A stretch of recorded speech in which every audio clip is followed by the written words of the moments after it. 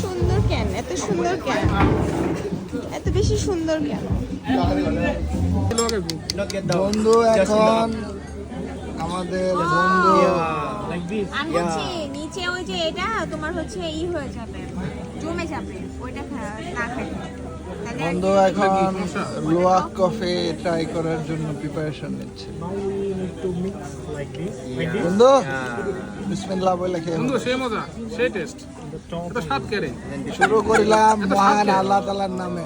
সকল প্রশংসা আল্লাহ তাআলার। দাদা কি খাচ্ছেন? Luwak coffee.